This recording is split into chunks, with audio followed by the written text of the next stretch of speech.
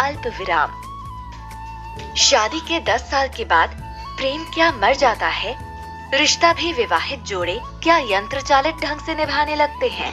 अब यह सब विवाहितों पर लागू होता है अथवा नहीं, यह तो वे ही जाने। स्वरा और आलोक के लिए तो यह पूर्णतया सत्य है। स्वरा और आलोक के विवाह को 9 साल से कुछ महीने ज्यादा ही हो गए थे। उनका एक 8 साल का प्यारा बेटा शिव था। आलोक एक उच्च पद पर कार्यरत था, इसलिए घर में वह सब कुछ मौजूद था जो उसे आधुनिक और संपन्न बनाता था। शिव के जन्म के बाद स्वरा ने अपनी स्कूल की जॉब छोड़ दी थी और अब जब शिव तीसरी कक्षा का छात्र है, वह अपना खाली समय शॉपिंग, गॉसिप वगैरह में गुजारती। आज वह घर में ही थी और इधर उधर की बातें सोचते सोचते थक गई थी। शिव के आने में काफी समय था अभी और आलोक के आने का कोई तय समय नहीं था। जब बैठे बैठे ऊब गई तो महाराज को खाना क्या बनाना है बताकर गाड़ी लेकर निकल गई। मॉल में घूमते हुए उसका ध्यान कई जोड़ों पर गया। कितना समय बीत गया था आलोक और उसे ऐसे घूमे हुए। अब तो आलोक रोमांटिक बातों पर हंसता है और फैमिली आउटिंग को टालता है। प्रेम भी वे मशीनी तरीके से करते हैं और इस प्रेम का दिन भी फिक्स हो गया है, शनिवार की रात। अब तो हालत यह हो गई है कि शनिवार की रात जब आलोक उसकी तरफ पड़ता तो उसे उबकाई आ जाती। वह कोई न कोई बहाना बनाने की कोशिश करती। कभी कभी वह जीत जाती तो कभी कभी आलोक जीत जाता। तब वह सोचती कि प्रेम क्या कभी तय करके किया जाता है? वह तो एक उन्माद की तरह आता है और सुख दे जाता है। लेकिन आलोक को यह बात कौन समझाए? वह तो प्रेम भी अपनी मीटिंग की तरह करने लगा था। ऐसा पहले तो नहीं था। क्या उसे अपना बाकी जीवन ऐसे ही गुजारना होगा? मैडम, एक्सक्यूज मी, आप एक फॉर्म भर देंगी? एक युवक उसके पास आकर बोला तो उसकी विचारों की तंद्रा भंग हुई और वह वर्तमान दुनिया में लौट आई। क्या है यह? यह हमारी कंपनी की स्पेशल स्कीम है। सभी फॉर्म में से एक सिलेक्ट होगा और उसे भरने वाले को 3 दिन और 2 रातों का गोवा का पैकेज मिलेगा। बाद में आना, अभी मैं बिजी हूँ। स्वरा ने उसे टालते हुए कहा। परंतु मैं तो बिल्कुल फ्री हूँ। कोई अचानक उनके बीच आकर बोला तो स्वरा और वह लड़का दोनों चौंक गए। अरे, यह तो कमल है, उसके कॉलेज के दिनों का सहपाठी। स्वरा को याद आया कितना स्मार्ट हो गया है यह लल्लू।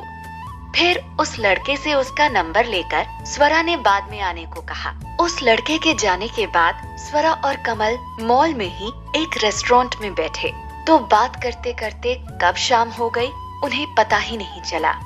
अगले दिन मिलने का वादा करके स्वरा घर आ गई, परंतु घर आकर भी कमल की बातों को भूल नहीं पा रही थी। कितने दिनों के बाद किसी ने उसकी इस तरह से तारीफ की थी। रात में खाना खाकर अभी वह लेटी ही थी कि फोन की घंटी बजी। फोन कमल का था। उसने सोचा कि कमल को डांट दे कि अभी फोन करने का क्या मतलब, परंतु कर नहीं पाई। उनकी बात जब खत्म हुई तो पता चला कि रात का 1 बज गया है। फिर तो यह रोज का सिलसिला बन गया। या तो वे दिन में मिल लेते या घंटों फोन पर बातें करते रहते। स्वरा काफी खुश रहने लगी थी क्योंकि कमल और उसकी सोच काफी मिलती थी। वह कमल से उन सभी टॉपिक पर बात करती जिन पर वह अकेले बैठी सोचती रहती। फिर उसे लगता कि कमल आलोक से कितना अलग, कितना संवेदनशील है। ऐसा होने से दोनों ही एक दूसरे का साथ ज्यादा से ज्यादा चाहने लगे थे। एक दिन कमल ने अचानक स्वरा को फोन करके मॉल में बुला लिया और वह पहुंची तो बोला, स्वरा, कल मैं अपनी कंपनी के काम से न्यू जर्सी जा रहा हूँ। 1 महीने बाद आऊंगा। क्या, इतने दिन? हाँ, लगेंगे तो इतने ही दिन। जाना तो मैं भी नहीं चाहता था, पर तुम तो जानती ही हो मेरे बिजनेस की प्रॉब्लम। नहीं नहीं कमल, तुम जरूर जाओ, हम फोन पर तो बात करते रहेंगे। स्वरा, मैं एक और बात सोच रहा था। हाँ बोलो। जाने से पहले तुम्हारे साथ कुछ वक्त गुजारना चाहता था। गुजार तो रहे हो? नहीं, ऐसे नहीं, अकेले कहीं। तुम समझ रही हो ना? सोचकर स्वरा ने कहा। बोलो, कहाँ चले?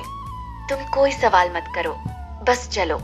मुझ पर तुम्हें भरोसा तो है ना? चलो फिर चले। कमल ने गाड़ी एक आलीशान होटल के सामने रोकी। ये कहाँ आ गए हम? स्वरा गाड़ी से उतरते हुए बोली। वह खुद को असहज महसूस कर रही थी।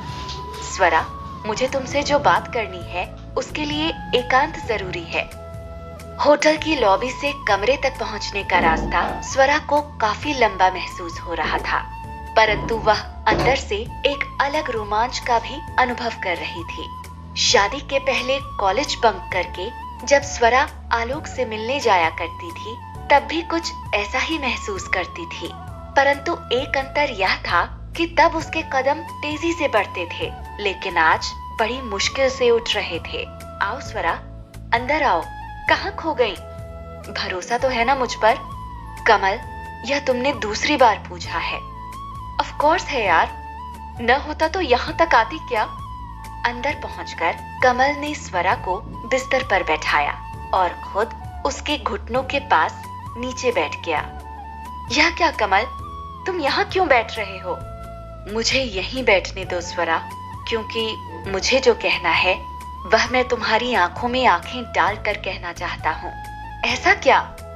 स्वरा, तुमसे मिलने से पहले मैं सोचता था कि मेरी जिंदगी यूं ही कट जाएगी, ऑफिस से घर व घर से ऑफिस, और एक ऐसी बीवी जो मुझसे ज्यादा किटी पार्टी और शॉपिंग में रुचि रखती है। मैं शायद अपने दोनों बेटों की खातिर ही जी रहा था यह जिंदगी, लेकिन तुम मिली तो सब कुछ बदल गया। हम दोनों शादी की बेमजा जिंदगी में कैद हैं, इसलिए मैं तुम्हें अपना बनाना चाहता हूँ।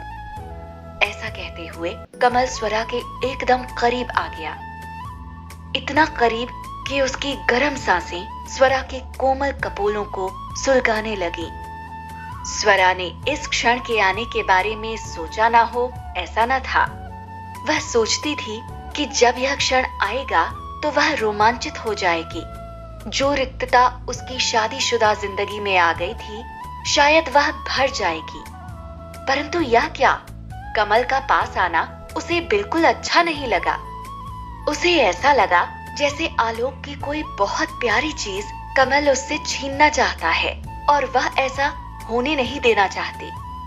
उसी पल उसको यह भी एहसास हुआ कि अंदरूनी रूप से तो वह कभी भी आलोक से दूर हुई ही नहीं थी।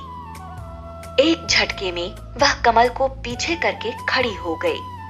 क्या हुआ स्वरा, मुझसे कोई भूल हो गई? भूल नहीं कमल, हुआ तो यह है कि तुम्हारी वजह से मैं समझ पाई कि मैं आलोक से कितना प्यार करती हूँ। हमारी शादी में एक अल्प विराम जरूर लग गया था, परंतु प्रयास करके मैं उसे हटा दूंगी। अल्प विराम को पूर्ण विराम समझने की भूल से उबारने के लिए धन्यवाद दोस्त। कमल को जड़ छोड़कर स्वरा होटल से बाहर आ गई और ऑटो में बैठकर उसने 3 फोन किए। पहला टूर पैकेज वाले लड़के को और उससे गोवा की अगले हफ्ते की बुकिंग करवाई।